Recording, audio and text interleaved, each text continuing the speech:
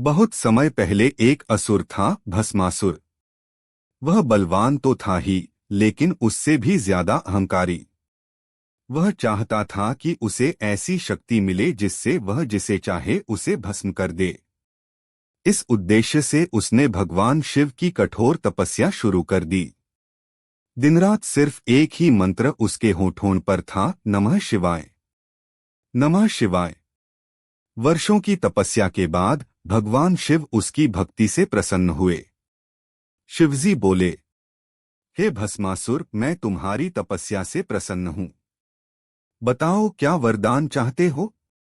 भस्मासुर ने चालाकी से कहा, हे महादेव, मुझे ऐसा वरदान दीजिए कि मैं जिसके सिर पर हाथ रखूं वह तुरंत भस्म हो जाए। भोलेनाथ ने बिना सोच विचार के कहा, तथास्तु। वरदान मिलते ही भस्मासुर के मन में अहंकार भर गया। वह बोला, अब मैं स्वयं देवताओं से बड़ा हो गया हूं। और तभी उसने भगवान शिव की परीक्षा लेने की सोची। भस्मासुर बोला, हे महादेव, देखो तो सही यह वरदान सच में काम करता है या नहीं। और वह भगवान शिव के सिर की ओर हाथ बढ़ाने लगा। शिवजी समझ गए कि यह असुर अब अधर्मी बन चुका है। उन्होंने अपनी लीला से वहां से पल भर में गायब होकर भगवान विष्णु से सहायता मांगी। भगवान विष्णु मुस्कराए और बोले, चिंता मत करो महादेव, इस संकट का अंत मैं करूंगा। उन्होंने रूप धारण किया, मोहिनी का। एक ऐसी रूपवती नारी जिसे देखकर कोई भी मोहित हो जाए। जब भस्मासुर ने मोहिनी को देखा तो उसका मन विचलित हो गया।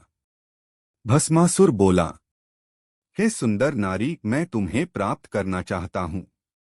मोहिनी मुस्कराई और बोली, पहले मेरे साथ नृत्य करो, फिर मैं तुम्हें स्वीकार करूंगी। मोहिनी ने नृत्य शुरू किया। कभी हाथ ऊपर उठाया, कभी कमर पर रखा, कभी सिर पर रखा। भस्मासुर हर बार उसकी नकल करने लगा। फिर मोहिनी ने धीरे से अपने सिर पर हाथ रखा और जैसे ही भस्मासुर ने भी वही किया, वह स्वयं भस्म हो गया। इस तरह भस्मासुर अपने ही वरदान का शिकार बन गया। अहंकार और दुष्टता का अंत स्वयं उसी के हाथों हुआ। भगवान शिव ने विष्णु से कहा, हे विष्णु, तुम्हारी लीला से धर्म की रक्षा हुई है।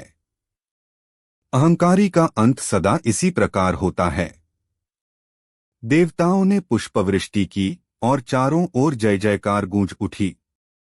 हर हर महादेव, जय विष्णु भगवान। यह कथा हमें सिखाती है कि जो शक्ति हमें भगवान से मिलती है उसका प्रयोग सदैव भलाई के लिए होना चाहिए। अहंकार और अन्याय का अंत निश्चित है। यह थी भस्मासुर की कथा, एक प्रेरणादायक पौराणिक कहानी। ऐसी ही और पौराणिक कथाओं के लिए चैनल कथा सागर को लाइक, शेयर और सब्सक्राइब करें। धन्यवाद।